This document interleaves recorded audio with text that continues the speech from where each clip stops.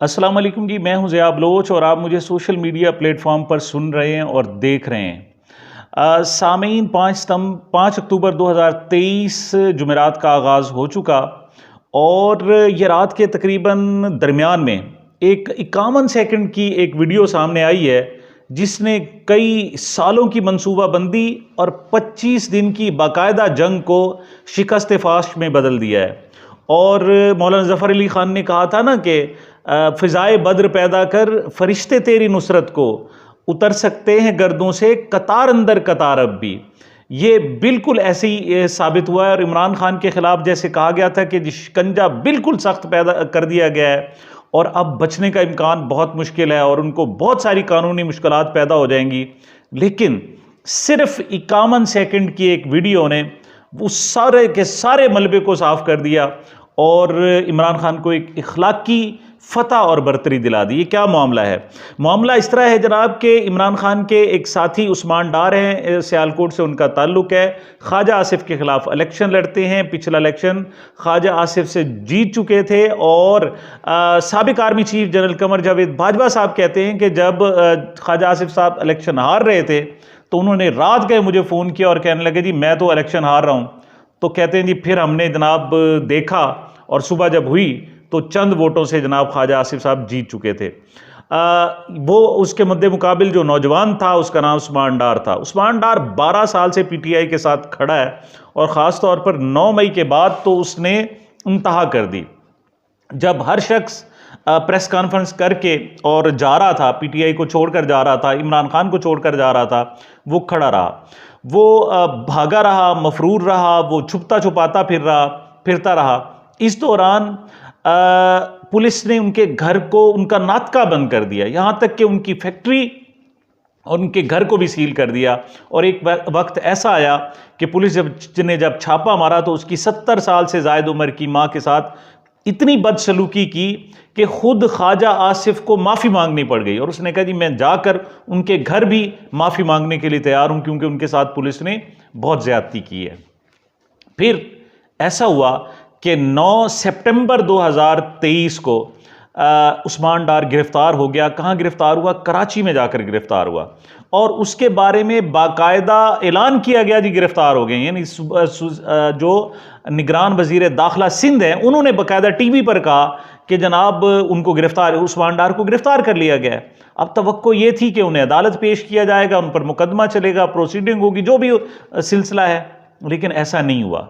वो 25 दिन तक लापता रहे। इस दौरान उस्मान डार की जो वालिदा हैं उन्होंने चीफ जस्टिस साहब से दरख्वास्त की, वो खुद सेशन कोर्ट अदालत पेश होती रहीं, वो सड़कों पर मारी मारी फिरती रहीं, लेकिन उन्होंने कहा जी कि अगर मेरा बेटा है उस्मान डार तो हार नहीं मानेगा और खान के साथ खड़ा रहेगा, कुछ भी सलूक तेरे साथ हो जाए। उन्हें सड़क बदर होना पड़ा, मतलब सड़कों पर फिरना पड़ा, लेकिन वो साथ खड़ी रहीं। लेकिन फिर जब 9 सितंबर के बाद गिरफ्तार हुए उस्मान डार तो फिर उनके ड्राइवर को 3 अक्टूबर को उन्हें रिहा किया गया और उसने आकर बताया कि जब उस्मान डार को गिरफ्तार किया गया था तो उन पर बड़ा शदीद किस्म का तशद्दुद किया गया। इस पर सिंध हाई कोर्ट में जनाब वो लोग गए, उन्होंने बाकायदा एक रिट दायर की। सिंध हाई कोर्ट ने हुक्म दिया कि उनके अगवा का मुकदमा दर्ज किया जाए और 24 घंटे की डेडलाइन थी कि अचानक एक अजीब सा वाक़या रूनुमा हुआ कि लाहौर में साबिक अदाकार शाहिद के जनाब घर पर उस्मान डार पहुंच गए। पहले से कैमरे लगा रखे थे, अब उनके जनाब आमद को देखा गया और अदाकार शाहिद के बेटे कामरान शाहिद साहब को जनाब ने जाकर उनका इस्तकबाल किया, उन्हें ड्राइंग रूम में लाए और बड़ा पोर्ट्रेट किया गया। ऐसे जाहिर किया गया कि जनाब उस्मान डार तो बिल्कुल बहुत अच्छे माहौल में हैं, बड़े खूबसूरत कपड़े पहने हुए हैं और अपनी मर्ज़ी से आए हैं। और उन्होंने आकर वही जुमले कहे कि जनाब 9 मई का वाक़या बड़ा शदीद तरीन है और मैं इसकी सख्त मजम्मत करता हूँ और साथ पीटीआई को छोड़ने का ऐलान करता हूँ और साथ सियासत भी छोड़ने का ऐलान करता हूँ। अच्छा, बात यहाँ तक होती तो फिर भी था, वो 2 हाथ और आगे गए। उन्होंने कहा जी ये जो 9 मई का वाक़यात है, फ़ौज पर जनाब जो हमले कराए गए हैं ये इमरान खान ने कराए, इसके मास्टरमाइंड इमरान खान है। और उन्होंने जनाब ज़मान पार्क में बैठकर बाकायदा इजलास के दौरान ये हुक्म दिया। उन्होंने 4 लोगों के नाम भी लिए। उसने कहा जी पीटीआई 2 हिस्सों में तकसीम थी, कुछ हार्ड लाइनर थे, कुछ सॉफ्ट लाइनर थे। हार्ड लाइनर्स में उन्होंने आजम खसवाती का नाम लिया, हमाद अजहर का नाम लिया, फर्रुख हबीब का, मुराद सईद का, कि ये लोग टकराव चाहते थे। और उन्होंने कहा जी मैं उनमें नहीं था जो उनसे टकराव चाहता, फौज से, इस्टेब्लिशमेंट से।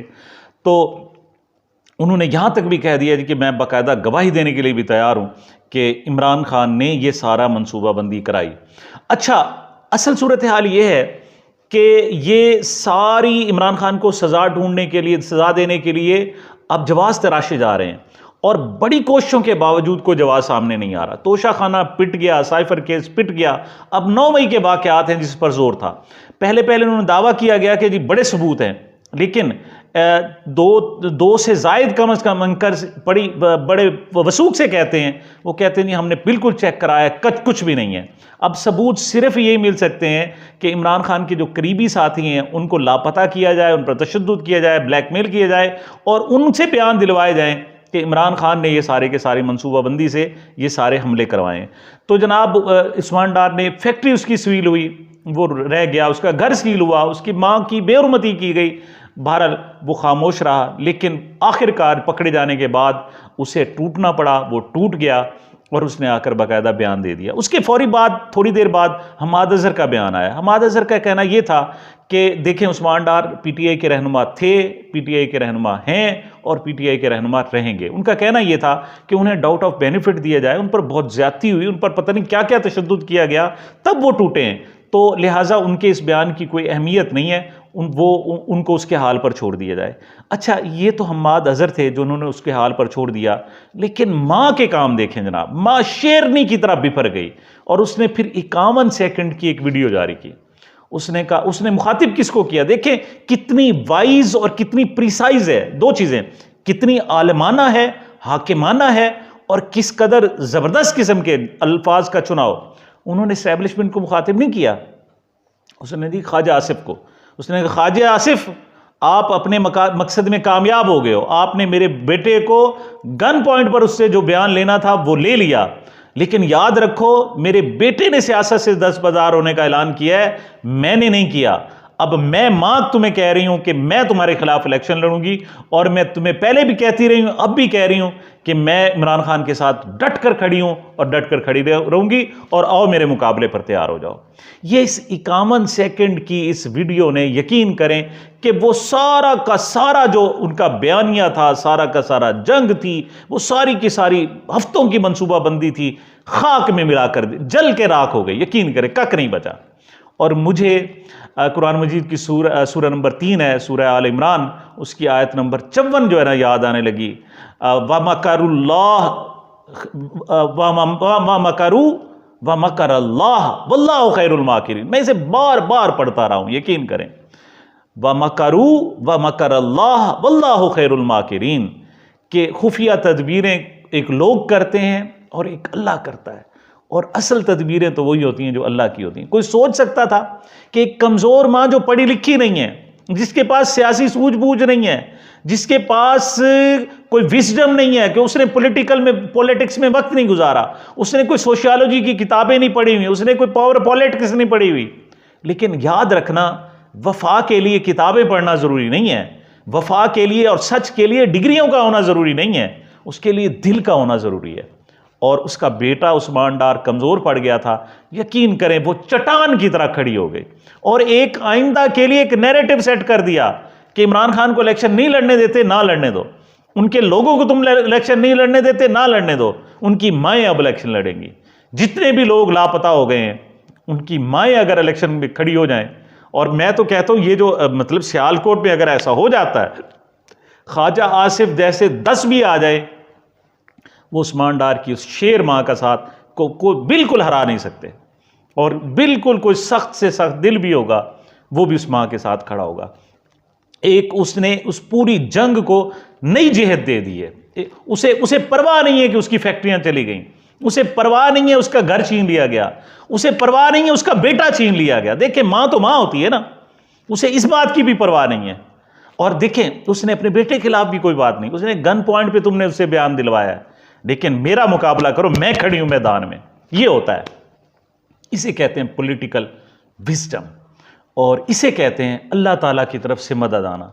जो जनाब आधा पौना घंटा पहले तमाम एंकर्स लगे हुए थे जनाब, ओ जी अब तो बड़ा मुश्किल हो जाएगा इमरान खान के लिए, देखो नहीं उसके करीब तरीन साथी जब बयान देंगे कि जनाब इस तरह हुआ था, इस तरह हुआ था, इस तरह हुआ था।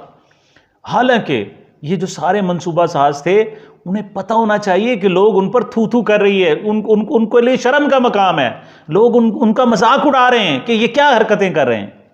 लेकिन इस सारे नैरेटिव के बयान, इस घंटों के इस जनाब प्रोग्राम और महीनों की मंसूबाबंदी और 25 दिन की बाकायदा जंग और उसे लापता करने को सिर्फ 51 सेकंड की वीडियो ने ऐसे शिकस्त फाश दे दी।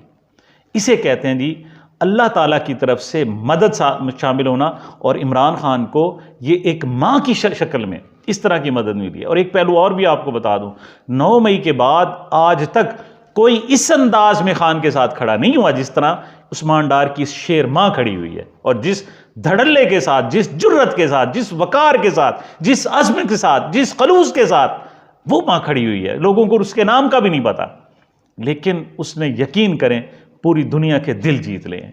और जब इस किस्म की माएँ इमरान खान के साथ खड़ी हों तो फिर तुम उस पर जो मर्जी जुल्म करो, उसे अकूबत खानों में डालो, उस पर जुल्म करो, ज्यादती करो, तुम उसको शिकस्त नहीं दे सकते, क्योंकि उसके साथ उसकी माँ खड़ी हुई है।